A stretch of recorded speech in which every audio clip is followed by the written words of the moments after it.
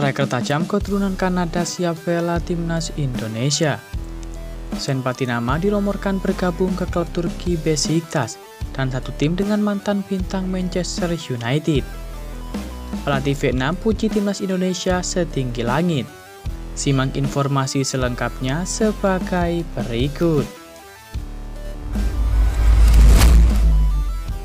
Pemain keturunan asal Kanada tertarik bela timnas Indonesia. Pemain tersebut adalah Tommy Miller yang fasih mengucapkan kalimat dengan bahasa Jawa. Gelandang serang yang berkarir di kasta tertinggi Liga Selandia Baru bersama West Coast Rangers FC itu menyebut "Kulo Nuwun Indonesia". Ungkapan Tommy Miller itu diketahui dalam kolom komentar unggahan akun Instagram fanbase timnas Indonesia, yakni @football.indonesia. Akun ini awalnya menjelaskan seputar tentang pria 20 tahun tersebut dan men-tag akun sang pemain, @TommyMiller10. Menurut @football.indonesia, Tommy Miller saat ini memiliki 3 kewarganegaraan, yakni Kanada, Indonesia, dan Belanda. Pemain berpostur 190 cm itu bisa bermain di berbagai posisi, seperti gelandang serang, gelandang tengah, hingga penyerang tengah. Tommy Miller bermain untuk West Coast Rangers FC, klub kasta teratas Liga Selandia Baru. Setelah informasi tentangnya disebarkan oleh @football.indonesia, dia pun mengucapkan kalimat "Kulo Nuwun Indonesia". Namun komentarnya itu kini sudah dihapus. Masih menurut @football.indonesia, Tommy Miller lahir di Kanada. Dia memiliki darah Indonesia dari pihak ibunya. Sementara itu darah Indonesia berasal dari kakeknya yang lahir di Surabaya dan neneknya dari Belanda. Saya dari Kanada tetapi bermain untuk West Coast Rangers FC di Liga Utara atau Liga Nasional Selandia Baru. Saya bermain sebagai gelandang serang, gelandang tengah, dan sebagai striker. Sejauh ini Tommy Miller sudah memulai 6 dari 12 pertandingan di semua kompetisi dengan 2 assist. Ia kemudian ke Kanada untuk bermain di Universitas Capilano di Kanada. Saya menjadi starter dalam 12 dari 12 pertandingan, membuat 6 assist di Universitas Capilano dan masuk dalam tim terbaik Liga tahun ini. Jelas Tommy Miller. Menurut @football.indonesia, Tommy Miller sangat ingin membela timnas Indonesia jika mendapat panggilan. Namun, Tommy tidak memiliki paspor Indonesia sehingga harus melakukan program naturalisasi.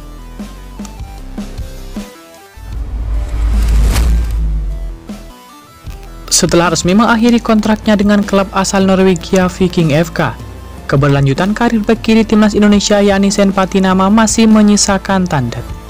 Keputusan Viking FK untuk tidak memperpanjang kontrak Sen Patinama yang akan berakhir pada 31 Desember menambah misteri terkait tim mana yang akan menjadi destinasi berikutnya bagi pemain tersebut. Sen Patinama mencatatkan 89 penampilan di Liga Norwegia, menyumbangkan 3 gol dan 12 assist. Prestasi tersebut membawa total penampilan Sen Patinama menjadi 5.588 menit, menjadikannya pemain dengan menit bermain terbanyak dalam karir sepak bola setelah membela Teslar dan FC Utrecht. Dengan status bebas transfer, belum ada kejelasan mengenai klub mana yang akan menjadi tempat berlabuh bagi Sen Patinama ke depan.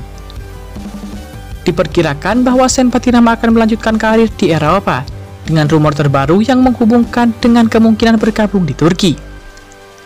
Hal ini diperkuat oleh unggahan media sosial Sen Patinama yang menunjukkan keberadaannya di Istanbul, Turki. Meskipun kemungkinan besar Sen Patinama berada di Turki untuk mengikuti pemusatan latihan timnas Indonesia pada 20 Desember 2023 hingga 6 Januari 2024. Status bebas transfer menciptakan spekulasi bahwa ia mungkin akan bergabung dengan salah satu klub di Istanbul. Berkembang rumor yang menyebutkan bahwa Beşiktaş menjadi salah satu klub yang berpotensi menjadi tujuan Sen Patinama selanjutnya. Jika nantinya Sen Patinama benar bergabung dengan Beşiktaş, ia akan bermain bersama mantan pemain Manchester United, yakni Eric Bailly, dan ex penggawa Liverpool, yakni Chamberlain. Meskipun demikian, Sintayong merencanakan pemusatan latihan timnas Indonesia di Turki pada bulan Desember ini. Dengan skuad Garuda berencana melaksanakan pemusatan latihan mulai 20 Desember hingga 6 Januari 2024. Kehadiran Sen Patinama di Istanbul membuatnya menjadi pemain timnas pertama yang sudah berada di Turki sebelum pemusatan latihan dimulai, meski belum ada kepastian mengenai kepindahannya ke klub tertentu di sana.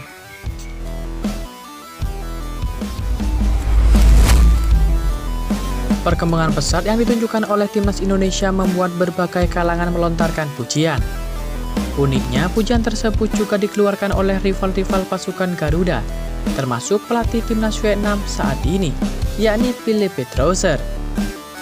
Mengutip dari beberapa sumber, pelatih berkebangsaan Prancis itu melontarkan pujian terhadap skuad merah putih saat ini. Mantan pelatih timnas Qatar di gelaran Piala Asia 2004 itu menyatakan bahwa timnas Indonesia saat ini memiliki kedalaman skuad yang mumpuni, dan bahkan dikatakannya lebih baik dari timnas Vietnam yang saat ini dibesutnya. Mereka memiliki kedalaman skuad yang lebih baik dari kami, dan persiapan mereka lebih baik pula dari kami, ujar Philippe Trousseur. Banyak pemain mereka yang bermain di luar negeri, sementara pemain kami mayoritas bermain di liga lokal. Imbuh pria yang pernah dipecat gara-gara anak asuhnya kalah dari timnas Indonesia itu. Dari apa yang diungkapkan oleh pelatih Trousseur, terlihat jelas jika sang pelatih memposisikan timnas Indonesia di level yang lebih tinggi daripada timnas Vietnam yang diasuhnya saat ini. Namun tentu saja hal tersebut masih belum terbukti kebenarannya dengan nyata. Pasalnya sejauh ini, pertarungan antara Indonesia dan timnas Vietnam masih berlangsung dengan sengit dan relatif berimbang kekuatannya. Meskipun seringkali berbagi kemenangan, namun level kedua kesebelasan saat ini tengah berada di taraf yang sama.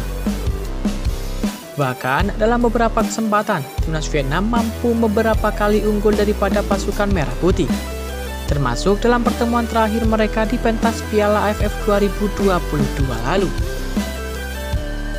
Jadi meskipun mendapatkan pujian secara langsung dari pelatih Trousseur, timnas Indonesia harus tetap waspada dan tak boleh menelan mentah-mentah pujian tersebut. Karena bisa jadi apa yang diungkapkan oleh Trousseur merupakan buzzword dan menjadikan Indonesia seolah berada di atas angin. Namun terlepas dari hal itu, pertemuan kedua kesebelasan memang kerap menjadi sebuah pertandingan yang ditunggu-tunggu, termasuk dalam beberapa waktu ke depan. Kedua kesebelasan akan kembali saling jegal di pentas Piala Asia 2023 pada bulan Januari mendatang, serta di babak kualifikasi Piala Dunia 2026 zona Asia putaran kedua. Jadi makin penasaran nih dengan pertemuan kedua kesebelasan tersebut.